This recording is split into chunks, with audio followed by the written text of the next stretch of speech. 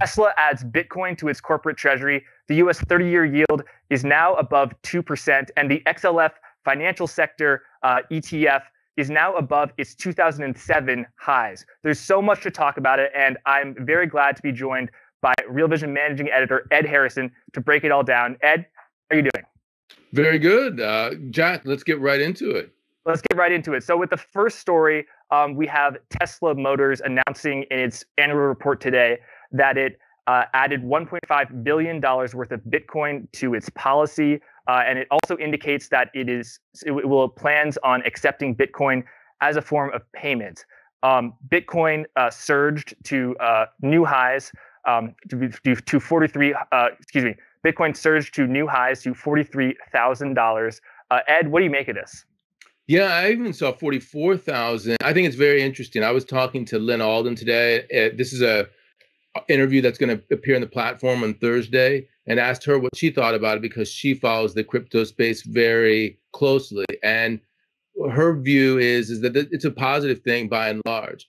You're not going to see Procter and Gamble, she says, do this move anytime soon. But at a minimum, you could see more adoption by other corporates into the crypto space, specifically Bitcoin, as a result of this. They'll be thinking about it again as a result of Elon Musk being sort of a first mover. He's probably the third mover. There's Michael Saylor, who did this, another company that Len mentioned that I can't remember, and then now Tesla as well. The big thing is, in terms of the announcement, in terms of accepting Bitcoin as payment, it's all about the volatility at this point in time. Once the volatility slows down, once you have more adoption, then you'll get more adoption. So it's a bit of a chicken and an egg in terms of getting that happening. And it's just a matter of time as long as the volatility goes down. That's the key difference here. Right. I think it's important for the Bitcoin ecosystem for people to actually use it as a currency, as a medium of exchange, rather than just as an investment, because that way it will increase the velocity. So Ed, it's interesting now, if you look at the market cap of Tesla to Bitcoin, they've been sort of racing off each other over the past year. Bitcoin now is at $700 billion, whereas Tesla is at $820 billion. Which do you think is going to reach $1 trillion first? That's funny. If only I knew. That's the $1 trillion coin question, just to create a pun there. I have no idea, but it is interesting that you say that they're playing off of each other. The question is whether or not the dynamics underlying both of those markets are the same. I don't know if they are. I think that there is a degree to which they are the same. They're representative of people chasing assets higher, but in certain other ways, they represent opposites, in the sense that Tesla represents a new future in terms of people chasing an asset higher because they're bullish on the overall economy and where things are going. Whereas, supposedly cryptocurrencies, Bitcoin, it's supposed to represent a hedge against what the Fed and what fiscal policy is doing to the dollar and to inflation. That is very interesting, because what the money printing that is destroying the dollar and your assets, I guess if you own bonds, but if you own equities, the money printing over the past year has been a huge bonanza. So I think what you're saying, we've talked about this before, is that perhaps Bitcoin is a little bit more correlated to the traditional financial world than some may claim, especially as it continues to evolve. But Ed, I want to play a little bit of a game with you, because today on the Real Vision Daily Briefing, we're mixing things up a little bit. So I'm going to read from the Tesla 10K what they said about their decision to buy Bitcoin. And it's sort of in lawyer speak, in accountant speak. And then you're going to tell me what it means in real person language, right? Okay? Okay, that sounds great. Okay, great. So in January 2021, we updated our investment policy to provide us with more flexibility to further diversify and maximize returns on our cash that is not required to maintain adequate operating liquidity. As part of the policy, we may invest a portion of such cash in certain specified alternative reserve assets. What does that mean, Ed? That basically means that normally we put all of our money in dollars, but just so you know, we're going to say it's a positive thing that we're putting some of that money in Bitcoin. We're not taking a flyer. We're not a speculator on Bitcoin. In case you want to sue us because you don't like the fact that we took a $1.5 billion of dollars and put them into Bitcoin. We're doing it because it's an alternative asset. So it's a bit of a CYA, as in this is an alternative asset class. It's not a flyer. We're not speculators. We're not chasing the market higher. Right. Ed, there's a lot more that we can analyze it, but we actually have to move on to the next topic because in this version of the Real Vision Daily Briefing, we're switching things up where we're moving really quickly. So let's go into the Treasury yield. So the US 30 Treasury yield briefly hit over 2% today. You can't see it in the chart because it's a long range chart, but that is a big deal. It's basically approaching pre-coronavirus levels. Likewise with the 10-year. So over the past few months and since the depth of the crisis, we've seen yields rise, especially on the long end of the curve. What does that mean, Ed? Yeah, I think it's very interesting. One is that you can look at the 10-year. The other is that you can look at the 30-year in terms of thinking of how you're thinking about it. Ultimately, what you're thinking about is you're thinking about yield curve steepening because we know from the forward guidance from the Federal Reserve that the short end is pegged to zero and it will remain pegged for a certain period of time. And so to the degree that you're going to see steepening in the curve, it's going to happen as a result of the longer end of the curve going up and the Fed basically allowing that to happen. How far they'll allow that to happen, how far it can go up, that's a good question. That's an open question. The reason is because there's a certain reflexivity there that people think exists. I was actually talking to Lynn Alden about that.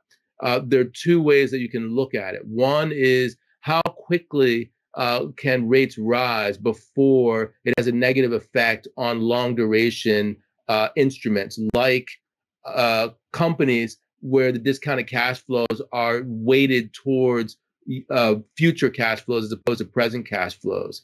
And the other question is how far up, what's the absolute level that you need to get to? In the past, what we saw is that the 10-year got to 120 before the market started to show a lot of gyrations. It got to the 119 level in some. It's been pushing up against that level. And when I look at my chart here for the 10-year, what I'm seeing is 117.2. So it tried to push up against the 118, 119 level again, and then it receded and came back. But at the same time, the 30-year in the U.S. is still making that march higher as well. It's also meeting resistance and pushing back. So the levels I'm looking at on my chart are 117 right now and 195. So I think those are crucial levels to understand whether or not we're breaking out and then whether or not that's going to have any sort of negative impact on long duration assets. So 120 on the 10-year, 2% on the 30-year. Those are levels. If you end the day above those levels, it's saying that potentially we've broken out to a new range, and that could have some effect on near-term volatility in the markets. Right. Ed, you mentioned that as yields rise, that puts pressure on particularly equities that have their discounted cash flows projected well into their future, which is basically a fancy word for saying growth stocks. So your Zooms, your Pelotons, your Teslas, I might add. So that's how it affects the growth versus value dynamic. How else would you say that rising yields impact various financial relationships within assets within the investment landscape? I think that you have to look at the housing market in particular, and you have to look at overall leverage within the system, because ultimately, we're a very levered up economy. There's only so much additional debt that people can take on. The U.S. government, they are a monetarily sovereign entity, and as a result, they can they're basically issuing IOUs. That's what dollars are. They're government IOUs. So they can create an infinite number of IOUs. You and I, we can't do that. So when interest rates go up, we have to cry uncle. And then that means that there's a certain level at which interest rates can go up to where the interest payments are enormous or exorbitant for us. And then therefore, it creates stress. And I think that we're going to get to those levels at some point in time, potentially. and no one knows where those levels are and how quickly we have to get to some level before that happens. Right. Ed, as these yields sell off, what that means when a yield rises, that means that the bond is selling off, and when a bond sells off, it simply means that selling is prevailing over buying.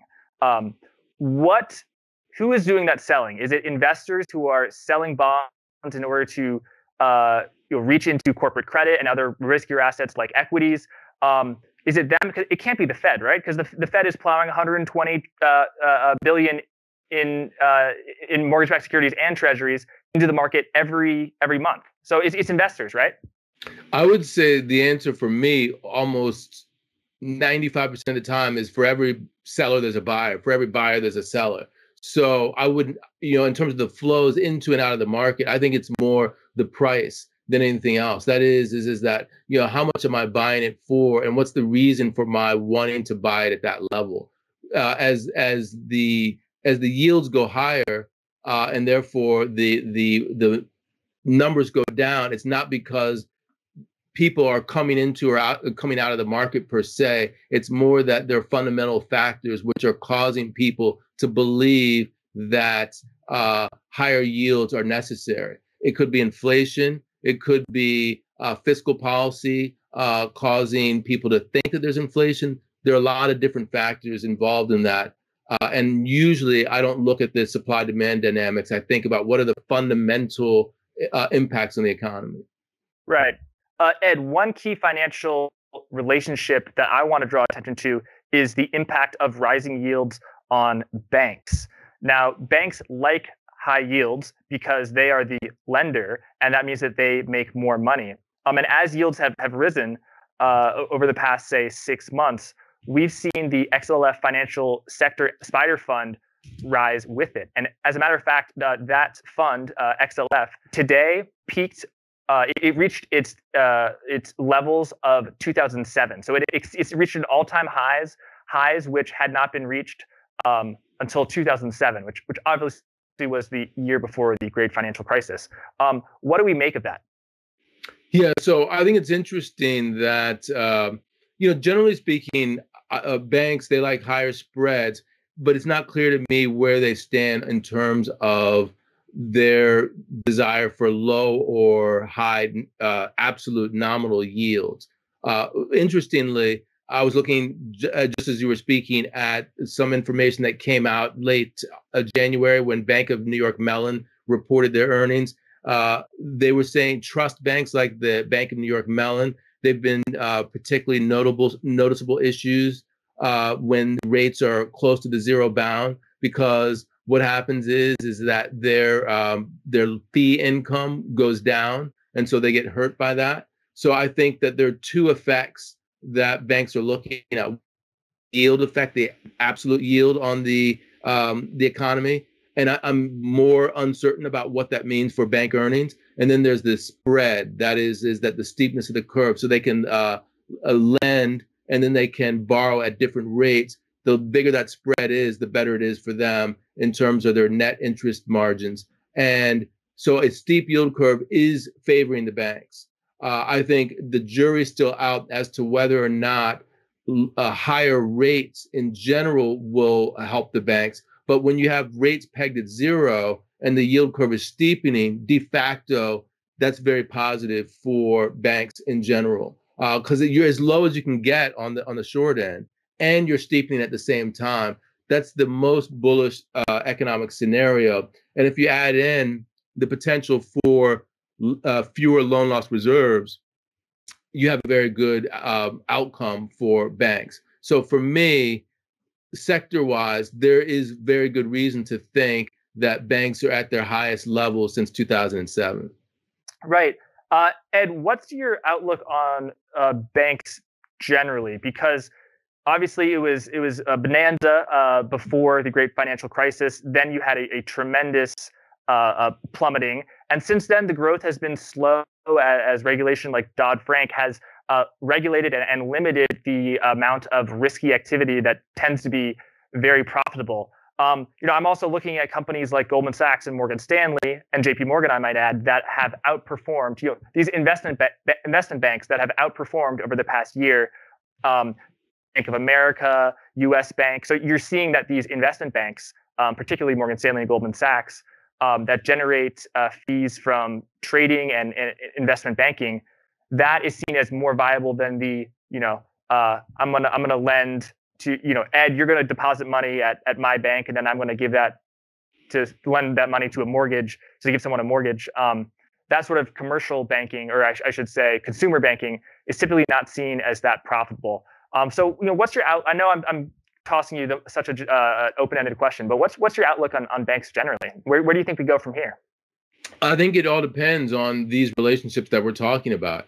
There was an interesting piece on the New York Fed's website. They have a blog site called Liberty Street Economics back in 2017, and they were talking about what to make of this new lower for longer phenomenon. And I'm just looking at one of their charts that they put up on net interest margins versus the term spread from 91 to 2016. And what they saw is that the chart that they put up showed that the term spread, this is the net, the steepness of the yield curve, are weakly positively correlated, both over the full period that they were looking at and over the three sub periods, which are 91 to 2000, 2001 to 8, and then 2009 to 2016. But they did say that net interest margins were lower during the low for longer period of 2009 to 2016. They were lower than they were in the earlier years, even when the term spread was the same. So what does that mean? To me, it means that even though we're getting the spread going up, the term spread is increasing, the yield curve is steepening, the fact that we're pinned at zero cannot be good for the banks over the long term.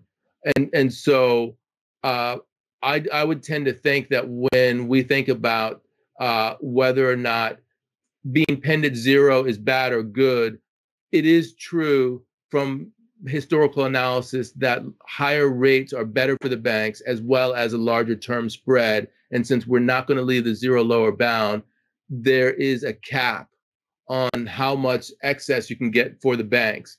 We're going to get it during the cyclical phase of the economy, but to the degree that we're turning more Japanese, meaning that we're going to go back into sort of a secular stagnation period, then you're going to have things roll over. The curve will flatten, and you'll also be at the zero lower bound at the same time, and you'll see the margins for banks compress, and they'll never reach escape velocity. So I would tend to say that this is a cyclical play, and that it really depends on what the economic outcome is on the backside of the post-vaccine reopening. If it's like what Richard Koo told me in Friday's interview, more balance sheet recession, deleveraging type of thing, then the banks are not a good play after this initial pop. And I would be very cautious about getting leveraged up to them. Right.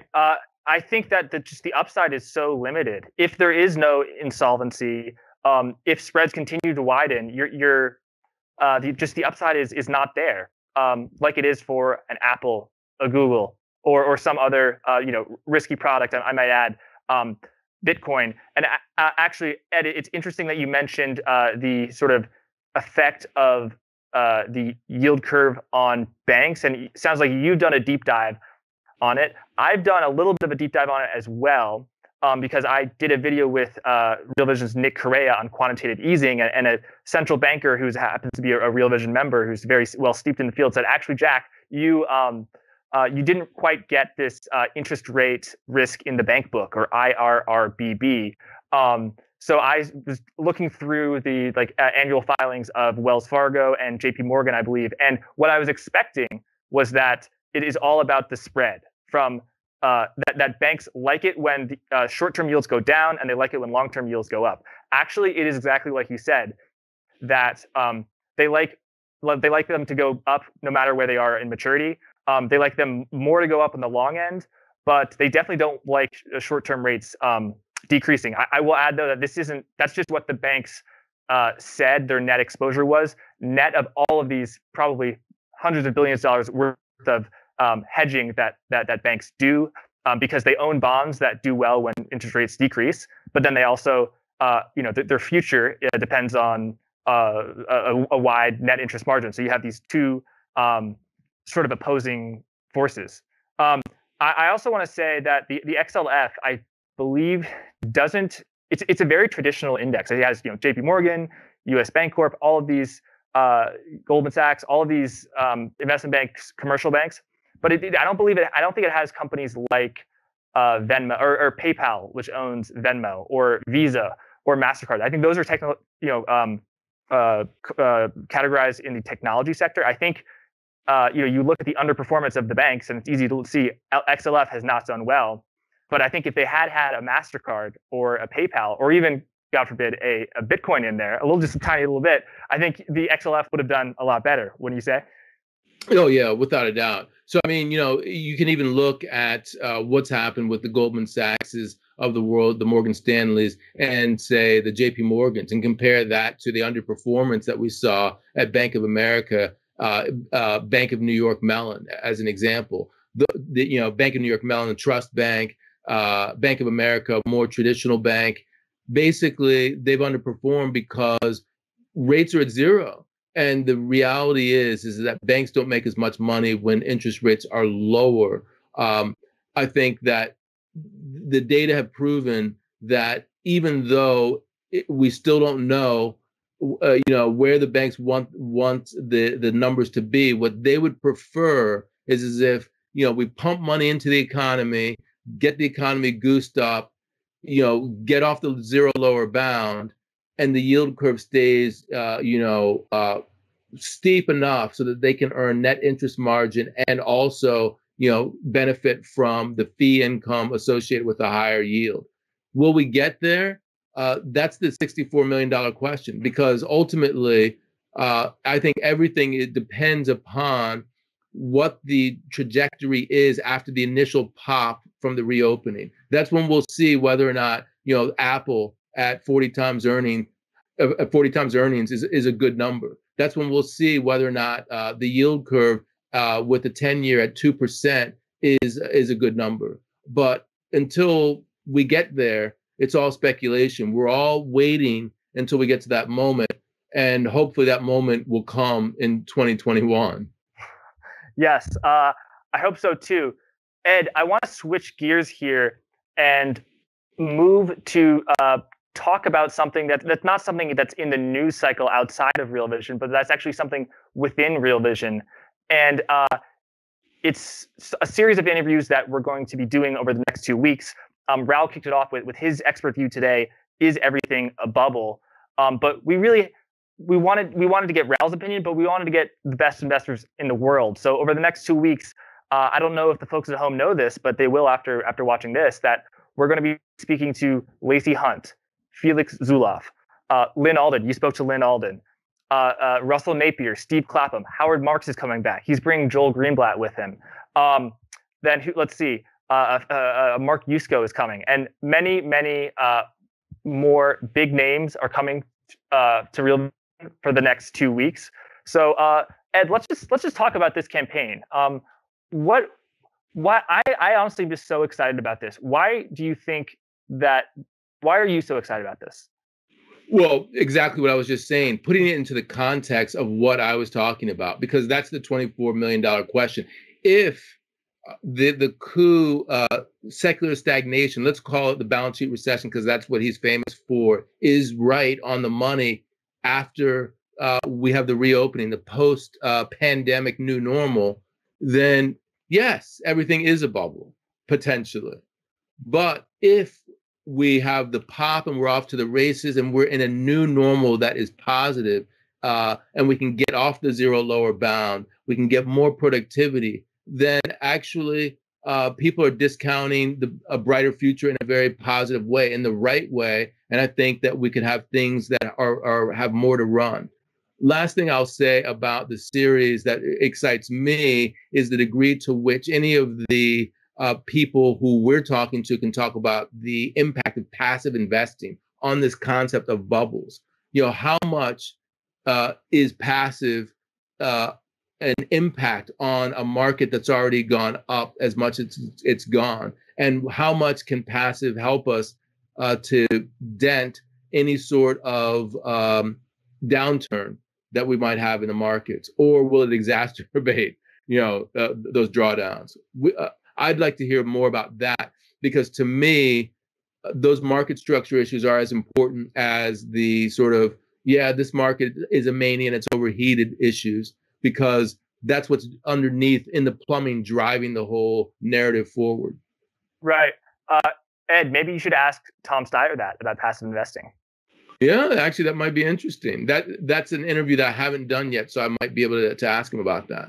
Right. So just to give viewers a sense, so tomorrow, Raoul is going to be speaking to Mark Cuban. We filmed that interview already. I don't think either of us have seen it. The two ones I have seen are Joel Greenblatt and Howard Marks, and they ask each other, is this a bubble? And I felt so meek right before the interview was about to start. I was like, Howard, Joel, could you please just ask, is everything a bubble? And so they really devoted their entire conversation to that very question. And I won't spoil the results, but I think that's going to be airing on Friday. That's not going to be one you want to miss, to the folks at home. And also, I saw Russell Napier speak to Steve Clapham, and they talked, analyzed bubbleiciousness from another perspective, namely inflation.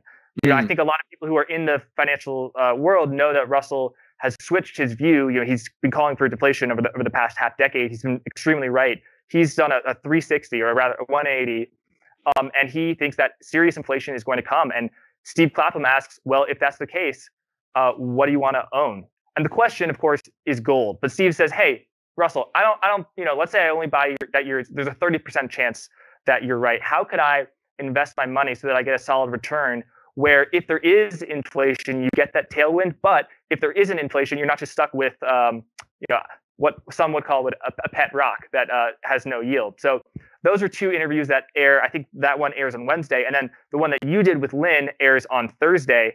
Ed, I've got a question. So Lynn is extremely bullish on Bitcoin. This is the everything a bubble question. Did you ask Lynn, is Bitcoin a bubble?